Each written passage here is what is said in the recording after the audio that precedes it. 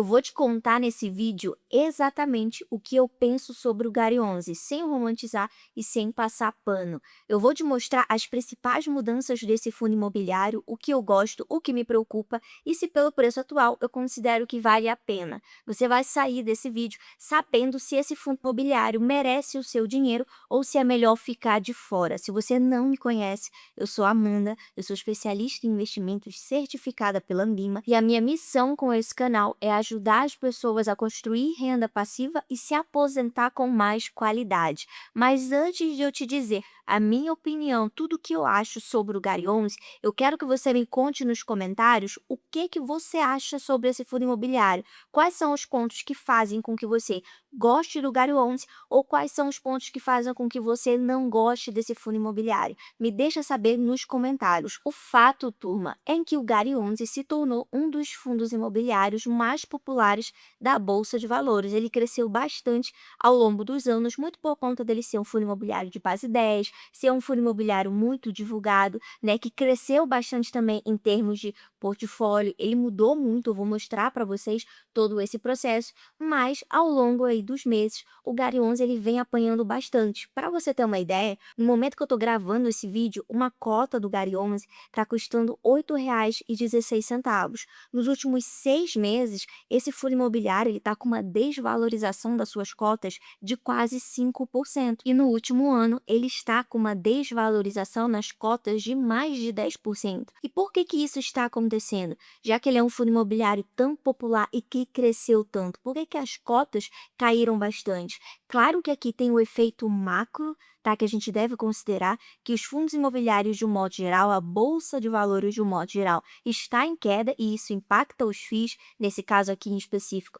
impacta o Gary 11, mas além disso, as movimentações que o próprio Gary 11 veio fazendo ao longo do caminho desagradou também alguns investidores, fez com que acontecesse também ali uma pressão vendedora nas cotas desse fundo imobiliário e eu vou explicar isso para vocês com mais detalhes aqui ao decorrer do vídeo. Presta bastante atenção no que eu vou te mostrando agora, que é importante para que você entenda todo esse raciocínio. Olha só, com base no último relatório do Gary 11, a gente consegue perceber que esse fundo imobiliário ele tem um patrimônio de mais de 2,5 bilhões de reais, então já é um patrimônio bastante relevante.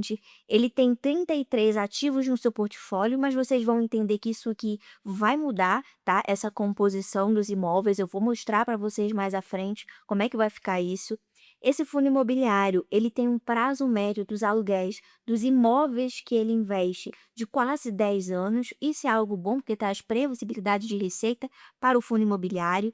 Ele é um fundo imobiliário que tem mais de 12 milhões de reais de liquidez diária. Como eu falei, ele é um fundo imobiliário bastante popular, bastante negociado. E esse indicador aqui, a liquidez diária, mostra para a gente exatamente isso, o volume médio de negociação diária. Então, quanto maior for a liquidez, melhor. Significa que mais facilmente você consegue negociar as cotas, seja comprando ou vendendo essas cotas no mercado. Além disso, ele tem uma base de mais de 535 mil cotistas e uma vacância zero, tanto física quanto financeira. Se você não sabe o que é a vacância física e financeira, eu vou explicar para você. A vacância física, ela representa o percentual da área bruta que esse fundo imobiliário tem para alugar que está desocupada. Nesse caso, como ela está zerada, isso significa que toda a área bruta que ele tem para alugar está alugada, gerando receita para o fundo imobiliário. Já a vacância financeira, ela representa o percentual de renda que está deixando de ser gerada por causa da vacância física, por causa dos imóveis que estão desocupados. Então, nesse caso, se todos os imóveis, se toda a área bruta que ele tem para alugar está ocupada e a vacância é 0%, a vacância física, a vacância financeira, ela também fica em 0%. Eu tenho certeza que só esse conhecimento aqui já vale seu like, a sua inscrição aqui no canal, porque aqui é assim, eu sempre trago conteúdos como esse que vão ajudar você a investir muito melhor e construir a sua tão sonhada renda passiva. Como eu mencionei com vocês, o Gary 11 ele é um fundo imobiliário de base 10, isso é um dos fatores que torna ele tão acessível, né? E o valor patrimonial por cota, ou seja, o quanto cada cota deveria valer, considerando o valor patrimonial desse fundo imobiliário, é R$ 9,19. Mas nesse momento ele está sendo negociado abaixo disso, né? Como nós vimos, está sendo negociado na casa dos R$ 8,16. E é por isso que a gente vê esse indicador aqui, ó, múltiplo PVP, abaixo de 1. né, nesse momento, no que o relatório foi feito, deu aqui um PVP de 0,89, ou seja, que ele está sendo negociado com um desconto abaixo do valor patrimonial, do quanto ele realmente vale. E como é que é a composição do Gary 11? Para que você entenda, eu preciso explicar um pouco do passado, como que ele era. O Gary 11, antes dele ser o Gary 11 como ele é hoje, ele era o Galg 11. Ele era um fundo imobiliário focado especificamente em logística. Ele começou com essa proposta, ele tinha poucos imóveis no início, poucos inquilinos, mas depois ele decidiu mudar um pouco a estrutura, a sua tese de investimentos e passou a ser o fundo imobiliário mais multi-estratégia, né, no formato aí mais híbrido, onde ele investe não só em galpões logísticos, mas também em imóveis do setor imobiliário como um todo, especialmente galpões logísticos e renda urbana. Então, depois que ele se tornou Gary 11, ele mudou um pouco essa composição que eu mencionei. E como é que é feita essa composição hoje do Gary?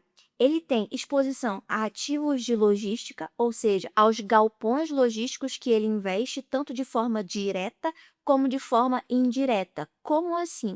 O que significa esses investimentos de forma direta? Ele de fato via ali estrutura do Gary 11, tem esses imóveis no portfólio. E a forma indireta é através de cotas de fundos imobiliários, onde ele detém 100% de participação, tá? Essa é uma estratégia que o Gary 11 utiliza para melhorar a eficiência tributária, no caso aqui do fundo imobiliário. Então, ele se expõe dessa forma, tá? Tanto investindo diretamente nos imóveis ou adquirindo fundos imobiliários que têm esses imóveis no portfólio e sendo dono 100% desses FIIs. Tá? Então, ele também faz da mesma forma para o segmento de renda urbana. Renda urbana, basicamente, são aqueles imóveis que eu costumo dizer que estão de cara para a rua, como, por exemplo, supermercados, né? Esses atacadões, tá? Então, ele também tem exposição a esse segmento de renda urbana. Há um tempo atrás, ele adquiriu uma laje corporativa, né? Um edifício lá em Minas Gerais que está alugado para a MRV. E essa também foi uma das razões que fizeram com que as cotas do Gary 11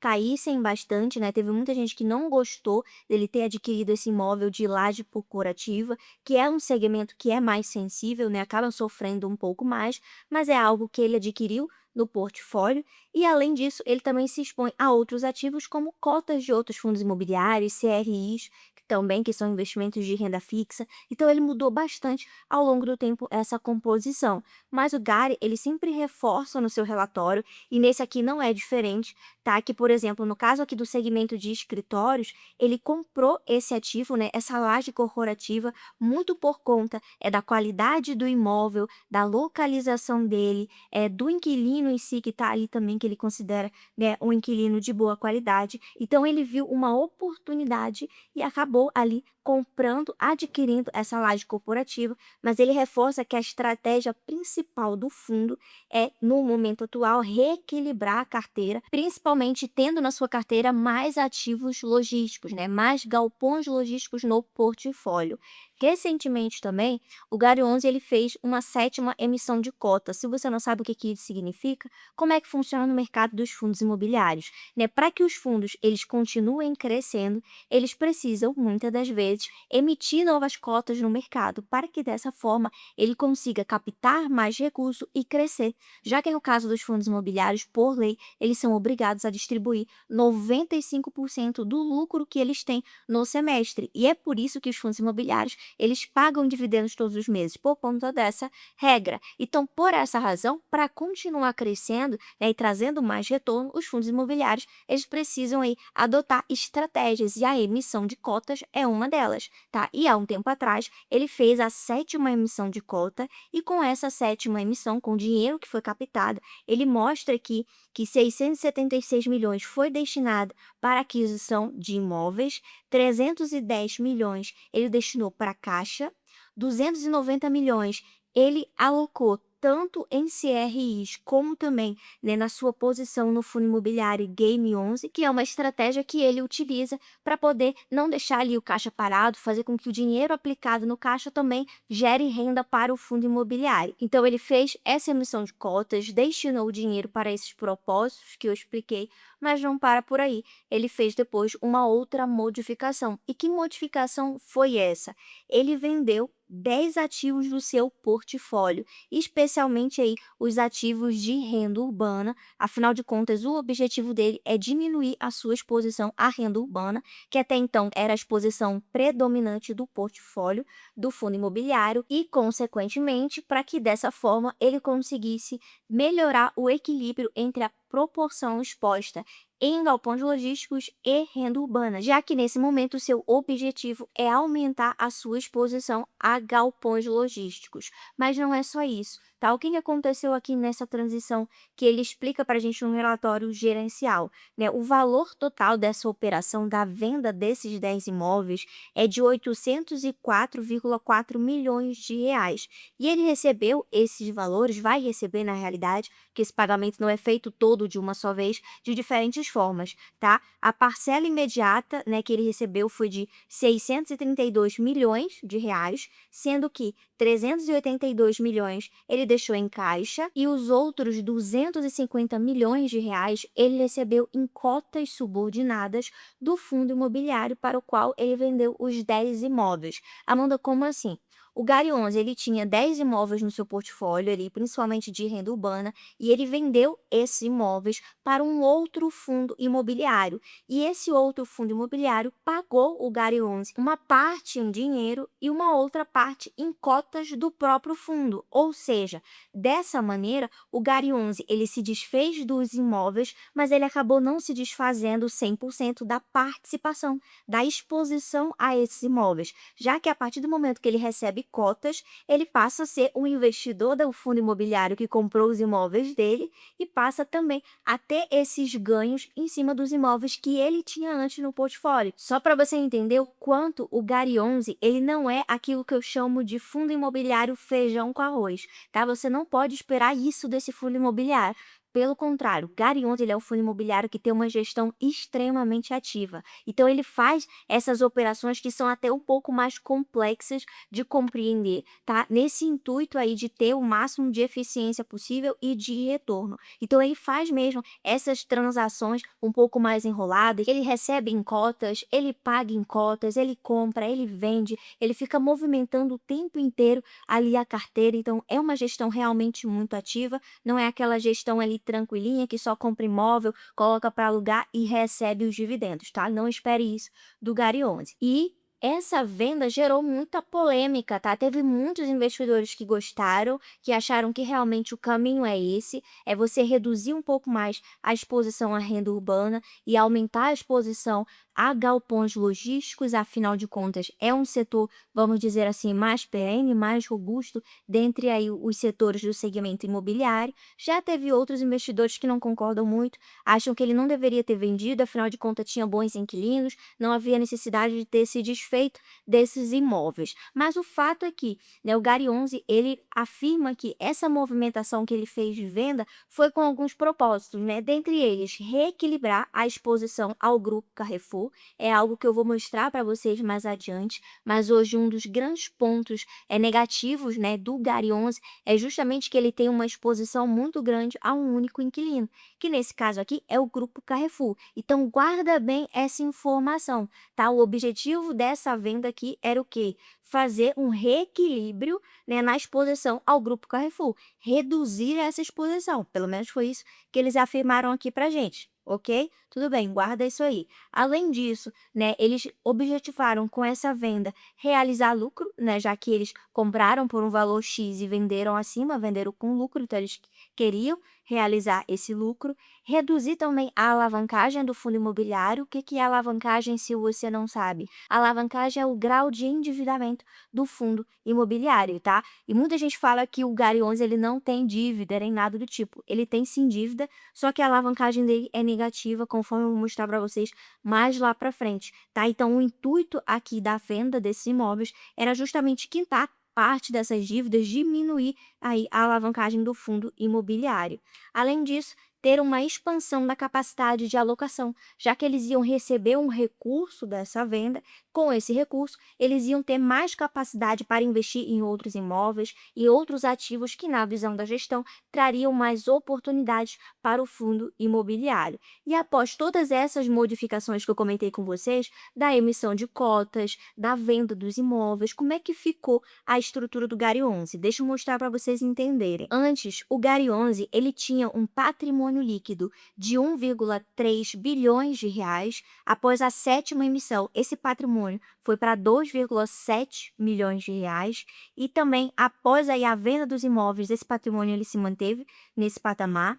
A tipologia, ou seja, os tipos de imóveis que o Gary 11 investia antes eram apenas de logística, que representavam 70% do patrimônio do fundo imobiliário, e renda urbana, que representavam 26% do fundo imobiliário.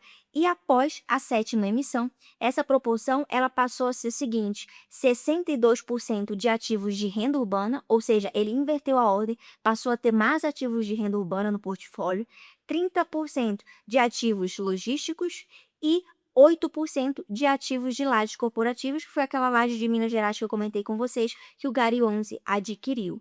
Após a venda dos imóveis, que ele tinha ali o objetivo de reduzir a sua exposição à renda urbana, como é que ficou? 53% do patrimônio em renda urbana, 39% em logística e 8% em lajes corporativas. Então, ele conseguiu reduzir um pouco essa exposição à renda urbana e conseguiu aumentar um pouco essa exposição em logística, embora ainda não esteja na proporção ideal que o Gary 11 quer, já que ele quer ter mais exposição a galpões logísticos. Ele tinha antes 6 inquilinos, depois ele passou a ter 11 inquilinos, depois de 11 passou para 14 inquilinos, e após a venda dos imóveis, ele vai ficar com 12 inquilinos no seu portfólio. Antes, ele tinha 29 imóveis no seu portfólio, depois esse número passou para 33, 39, e após a venda dos imóveis que ele realizou, que eu mencionei com vocês, vai ficar em 31 imóveis. 100% dos contratos, eles eram atípicos. O que são os contratos atípicos? São contratos mais bem estruturados, mais bem amarrados, normalmente com prazo de tempo maior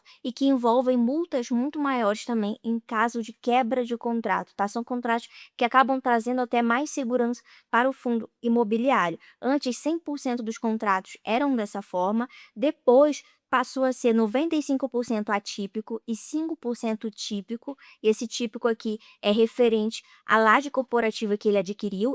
O tipo de contrato de laje corporativa normalmente é contrato típico mesmo, que são contratos mais simples, né, que tem normalmente uma duração menor, que são mais fáceis ali no caso de quebra de contrato, né, de você conseguir pagar uma multa. As multas elas não são tão severas assim como nos contratos atípicos, né? Como no caso de lajes corporativas, você está falando de escritórios, né? É mais facilmente você tem essa rotatividade entre inquilinos, tá? Então é muito comum que para esse segmento em específico seja contratos típicos. E após a venda dos imóveis, essa proporção ficou 92% de contratos atípicos e 8% de contratos típicos. A alavancagem financeira era de 27%, depois foi para menos 13%, ou seja, quando a alavancagem ela está negativa, isso significa que o fundo imobiliário ele tem mais dinheiro em caixa do que dívidas, que só com o dinheiro que ele tem em caixa já é o suficiente para honrar todos os seus compromissos. Então, isso aqui é algo positivo, tá? Quando você vê aí uma alavancagem negativa. E após a venda desses imóveis, a alavancagem vai para menos 23%, tá? Além disso, o prazo do aluguel mudou também. Antes era de mais de 12 anos, depois foi para um pouco mais de 10 anos e após a venda desses imóveis foi para 9,6 anos. O patamar de dividendos foi mantido ao longo do tempo. A liquidez média diária, ela foi aumentando ao longo do tempo, saiu de 5,74 milhões de reais para 15 milhões de reais, o que é algo bom, e a base de cotistas também aumentou, saiu de 379 mil para 522 mil, tá? Então essas são as principais mudanças que aconteceram após todas essas movimentações que eu comentei com vocês. E aqui vocês percebem que eu falei sobre vários indicadores, né? Sobre a questão da alavancagem, sobre os tipos de contrato. Eu expliquei para vocês vários aspectos que são importantes que você entenda na hora de investir em fundos imobiliários, que é exatamente o que eu ensino no detalhe para os meus alunos do Máquina de Renda Automática, tá? Que é meu curso completo de fundos imobiliários. Se você ainda se sente inseguro na hora de investir, não sabe como analisar de verdade um bom fundo imobiliário, eu te convido a conhecer o MRA clicando no link que vai estar na descrição e fixado nos comentários ou acessando o QR Code que está passando na tela. Vai ser um prazer ter você conosco nessa jornada para aprender a construir de verdade renda passiva de forma segura. Olha só, turma, como a gente pode observar aqui no relatório do Gary 11, o principal ponto negativo que eu vejo desse fundo imobiliário aqui é com relação à sua exposição por inquilino. Por exemplo, a gente vê aqui no relatório gerencial que ele menciona que tem 33 imóveis, isso porque nesse relatório ainda não consta todas essas movimentações que eu comentei com vocês, né, que eles fizeram. Esses imóveis são de diferentes segmentos, como nós já vimos. Ele tem 11 inquilinos atualmente e ele tem uma diversificação regional, ou seja, esses imóveis eles estão espalhados em diferentes estados do nosso país, conforme a gente pode ver aqui nesse mapa. Só que qual que é o ponto aqui?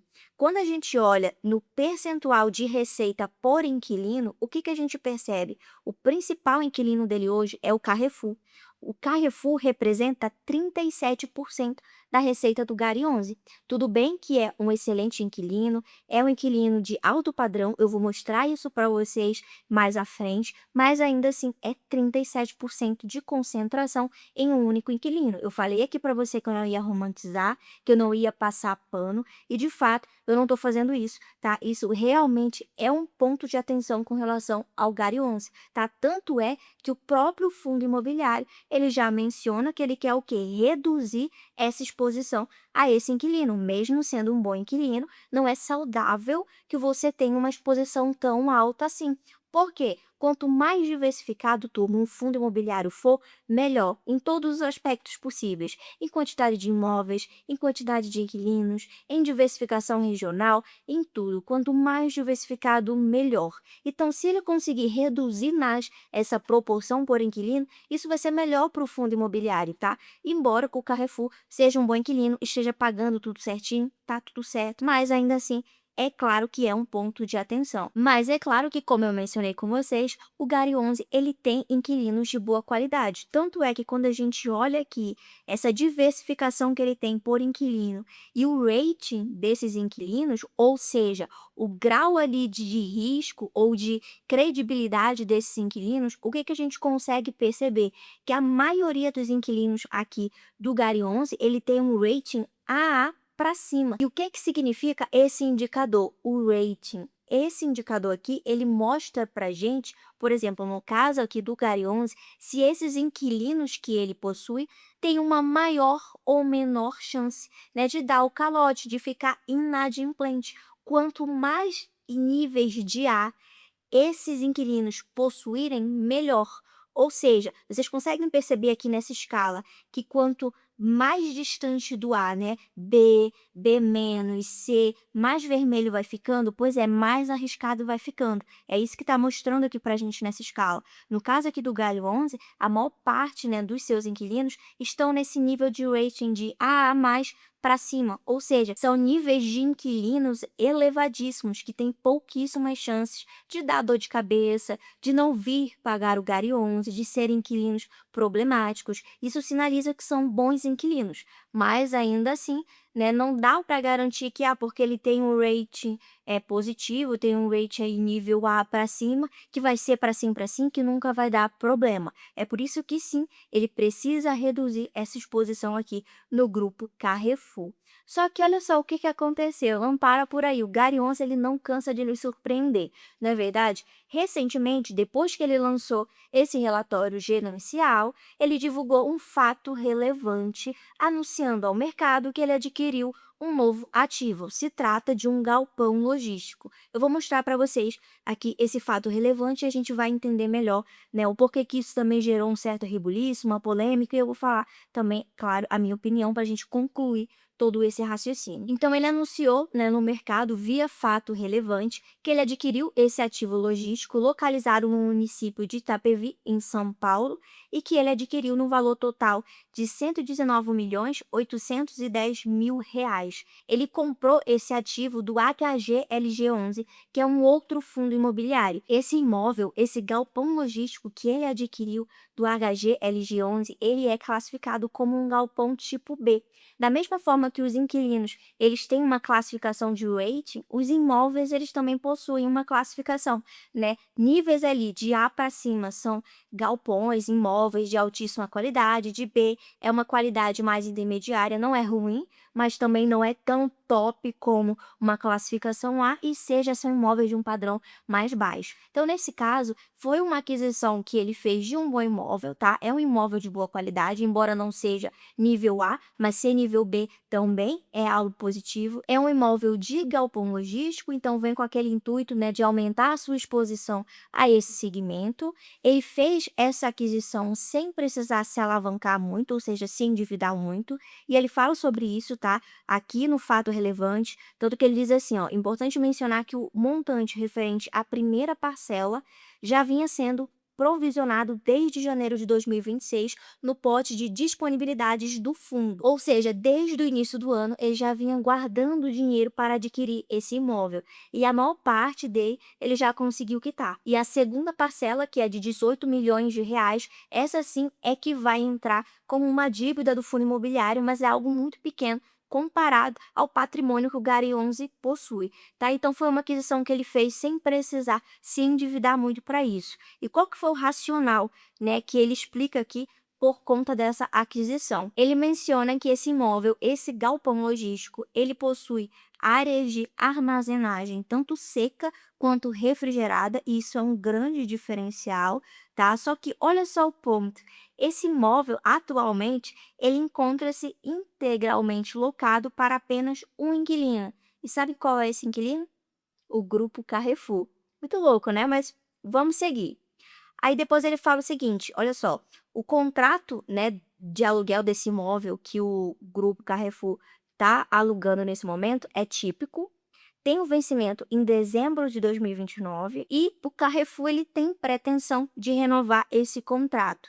A gestora, né, ela justifica essa transação para aquisição pautado na qualidade do imóvel e na sua localização, que de fato, né, é um grande diferencial. É um imóvel que tem boa qualidade, como eu mencionei, tem uma localização que é muito estratégica e tem esse diferencial de ter a armazenagem tanto seca quanto refrigerada também, que é uma vantagem quando se trata de galpões logísticos. Além disso, a área onde esse imóvel está alocada, ela tem potencial para aumentar o valor do metro quadrado, né, do quanto é cobrado ali pelo metro quadrado, e também tem o potencial de valorização do imóvel. Então ele olhou para todos esses diferenciais na hora de adquirir esse imóvel do HGLG11. Ele reforça no fato relevante também que é claro que como esse imóvel ele está alugado, né, para o Carrefour, isso vai sim aumentar a concentração dele e a exposição, né, de forma provisória, tá, no grupo Carrefour,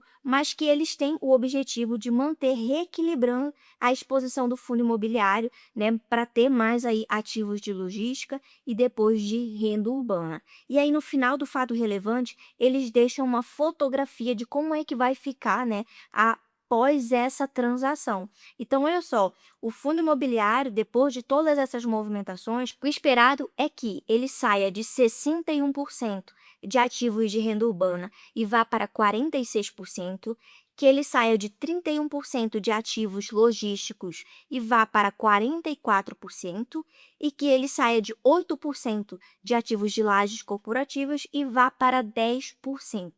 Além disso, agora olha só o ponto que a gente vai observar aqui, que é a questão da exposição por inquilino. Ele saiu de 37% de exposição ao grupo Carrefour, que é o principal ponto negativo que eu mencionei, e após todas essas movimentações, ele vai para 35%. É quase que trocar 6 por meia dúzia, né, em termos de proporção aí por inquilino. É tudo bem que diminuiu um pouco, vai sair de 37, vai para 35, mas ele ainda continua exposto ao grupo Carrefour, o que vai mudar, né? É a forma como ele vai se expor. E aqui eu acho que foi um ponto inteligente, tá, do Gary Onze, uma acertada. Embora ele continue exposto ao grupo Carrefour de uma forma mais elevada ainda, 35%, ainda é uma exposição que eu considero alta, mas ainda assim a forma como ele vai se expor vai mudar, porque antes essa exposição ela era mais via renda urbana, né? As lojas ali dos atacarejos e tudo. Agora não, vai ser principalmente via galpão logístico. E por que eu acho que essa decisão foi mais acertada, foi mais inteligente da parte do Gary Onze?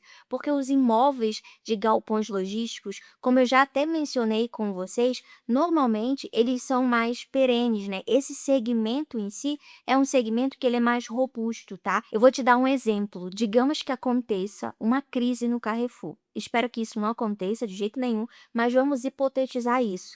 Nesse momento, no momento de crise, ali na hora de analisar a casa, o Carrefour ele pode muito facilmente decidir fechar alguns pontos de atendimento para poder enxugar o orçamento, por exemplo, e consequentemente entregar imóveis de renda urbana que ele tem alugados. Já independente disso, ele vai precisar manter os seus galpões. Por quê? Porque são os galpões onde ele mantém o seu estoque, tá? Então, muito facilmente ele pode ali mudar para um outro endereço, fechar uma loja, enxugar ali os pontos de atendimento, mas ele vai precisar ter esses pontos de distribuição. E no caso aqui desse imóvel, como a gente viu, foi uma compra muito estratégica, porque é um local muito bem localizado em São Paulo. Então eu vejo que foi uma escolha mais acertada, mas é claro que, como o próprio Gary Onze mencionou, o objetivo é que, com o passar do tempo, ele vá diminuindo essa exposição ao Carrefour. Essa exposição ela é transitória e isso a gente precisa acompanhar de perto, tá?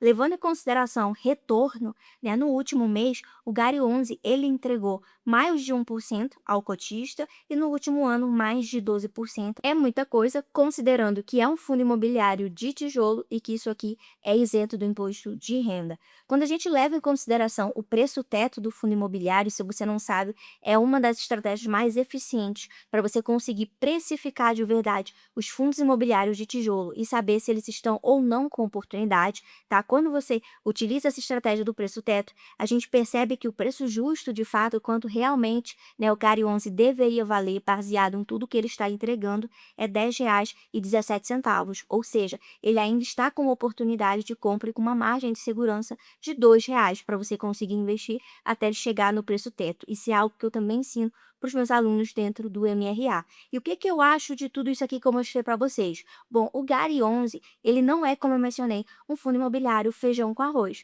mas ele está longe de ser um fundo imobiliário ruim. Não à toa que eu invisto nesse fundo imobiliário e invisto junto com os meus alunos na carteira que a gente tem que está construindo do zero lá no Máquina de Renda Automática. Então eu vejo que ele é um bom fundo imobiliário, mas ele não é um fundo imobiliário feijão com arroz, ele é um fundo imobiliário de gestão muito ativa, que se movimenta bastante, que faz sentido sim de você ter dentro de uma carteira, desde que, é claro, seja uma carteira diversificada e estratégica, tá? Que você coloque ele dentro de uma zona onde a proporção do Gary Onze ela não seja tão relevante, a mais relevante da sua carteira. Mas faz sentido sim investir e aproveitar, especialmente quando a gente leva em consideração esse equilíbrio entre o risco e retorno, essa margem de oportunidade que ele está. Mas é claro que essa é a minha opinião e você próprio tem que analisar e tomar a sua decisão. E para saber outros fundos imobiliários que estão baratos, assiste esse vídeo aqui que eu vou deixar como sugestão. Muito obrigada, eu espero você no próximo vídeo.